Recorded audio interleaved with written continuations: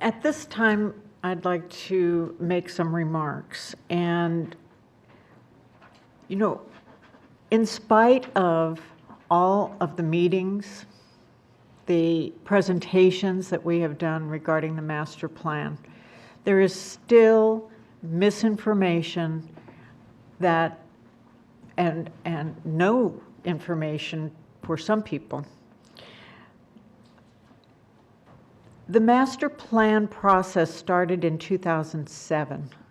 It has gone through a number of boards. It was not done by any one person or any two individuals. It has been an ongoing process. It culminated in a recreation master plan done by RBF in the fall, last summer and the fall of last year. When this was presented to CAC and then on to GRF, it was given to us and adopted as a guide for future recreation amenities plans, and it was intended to be a 5 to 10 year plan, which it is. When we looked at that plan, we came up with some projects based on that needed to be handled in the near future. That was the purpose of having a recreation master plan. Between staff and the committee, 4 alternatives were brought to the ad hoc committee, the Recreation Master Plan ad hoc committee, and then on to GRF. One was chosen. It was called Alternative 3. This was a concept plan based on the guide. And it had key features. And these are the features that form the basis of that plan. Features centralized fitness, replacement of Clubhouse 2, and a new main lounge on the slope next to the village greens.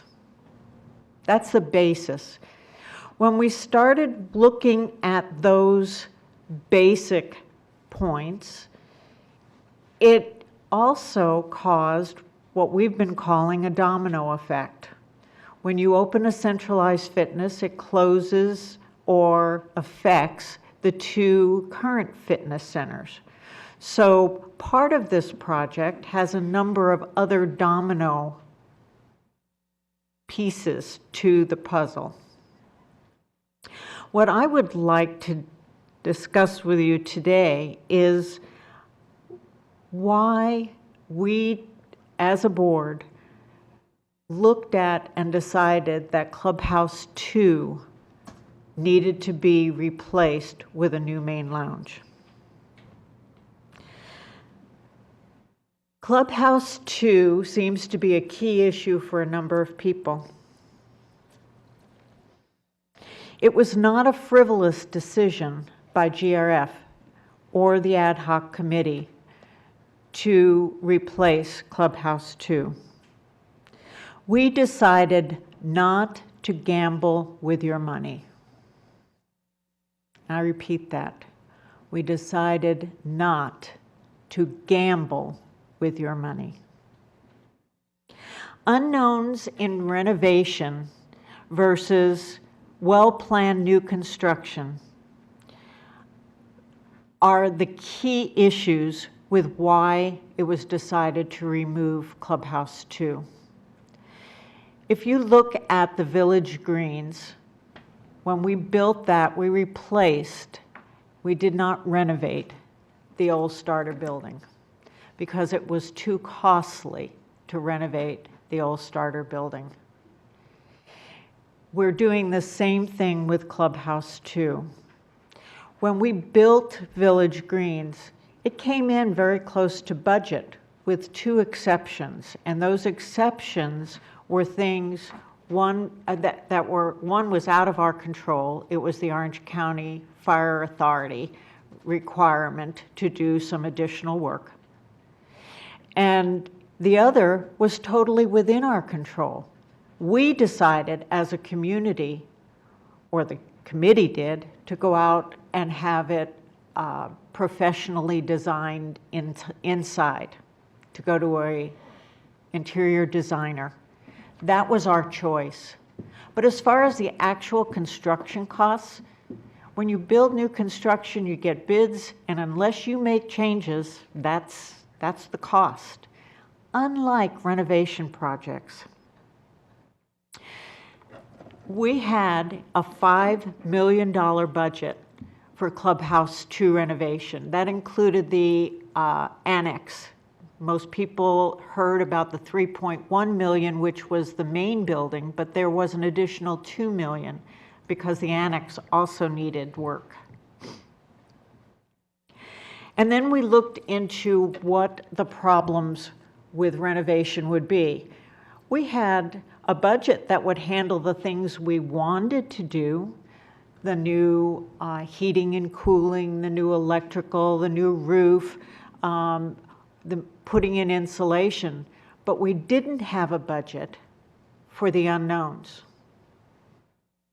And those included many things. We went to staff and we asked, what have you found when we've opened up buildings in the past? Including Clubhouse 2, because walls have been opened in the past in Clubhouse 2. Nothing gets by 50 years without having some problems.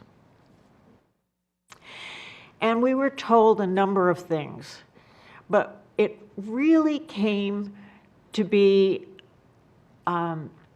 imperative that we look at those items when we were working on the drop-in lounge and working on plans for the M&C department for next year.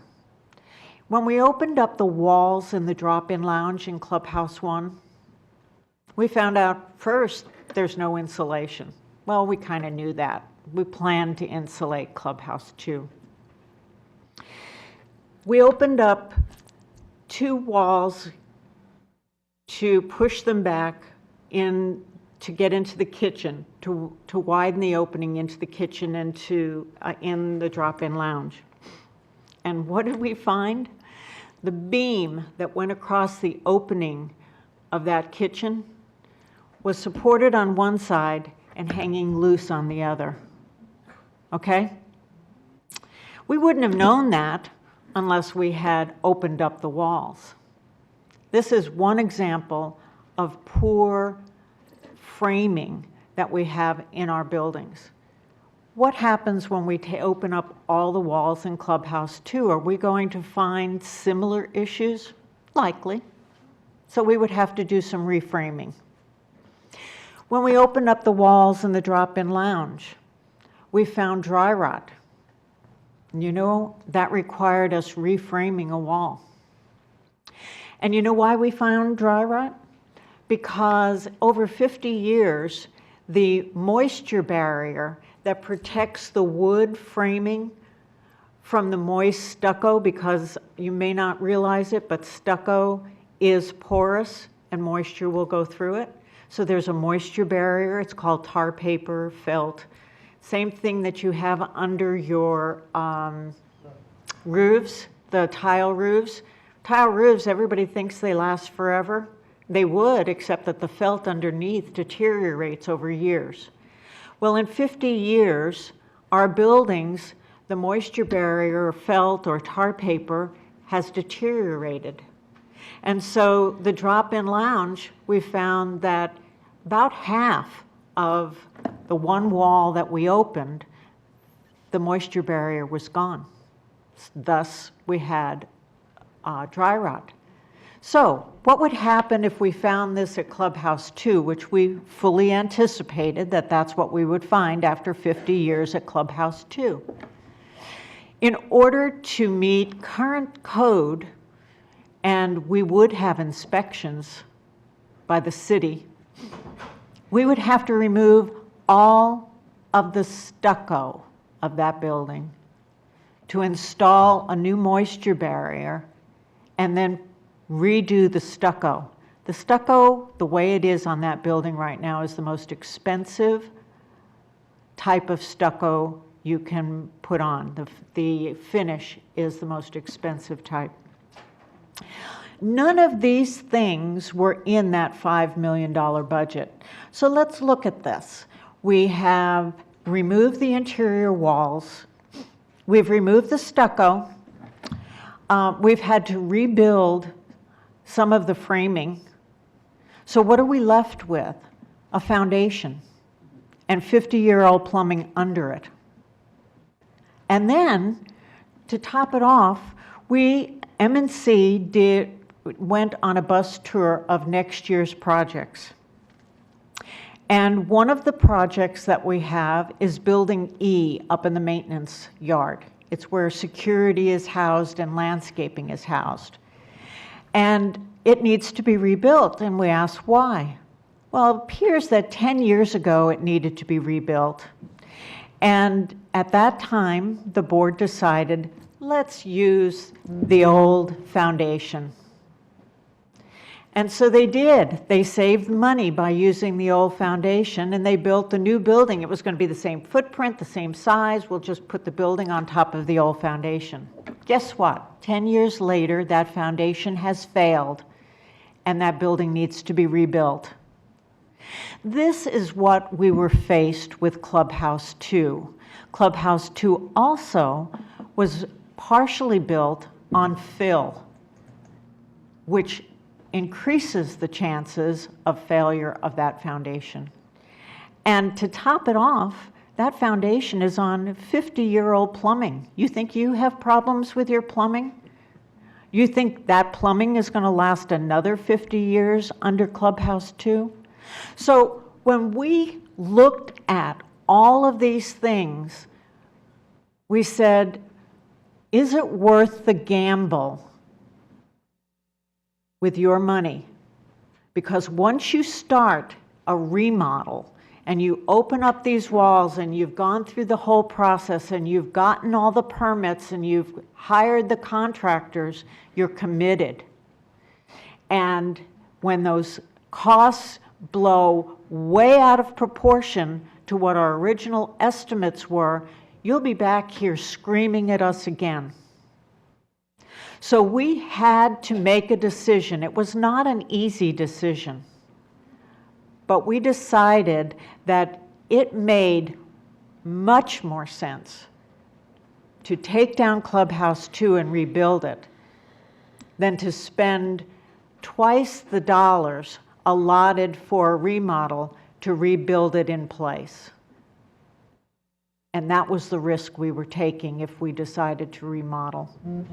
So that is why Clubhouse 2 will be removed and rebuilt. You know, one of the things I have found is that the only time people claim that we don't listen is when they disagree with us.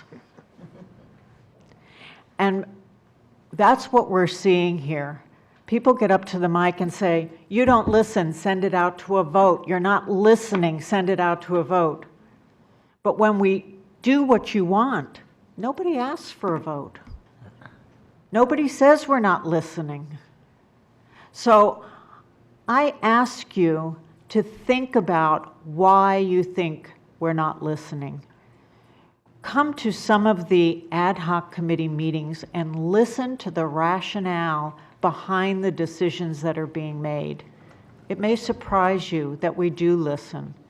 And this is a work in process. We keep telling you, much of what is going on with this project has not been decided. The only items that are for sure are that Clubhouse 2 will come down, a new main lounge will be built, and there will be centralized fitness over in Gate 16. This is a long-term project. We don't anticipate even seeing the finalization of the fitness center for at least 3 years. So, and that is the point that it starts the domino effect. So this is a 5 to 10 year project, and we will not be here. With any luck, we will not be here. There will be, yeah, there will be new board members for you to come up and yell at and scream at for the domino pieces that will be put into place. With that, I thank you for listening. Thank you. Good, very good.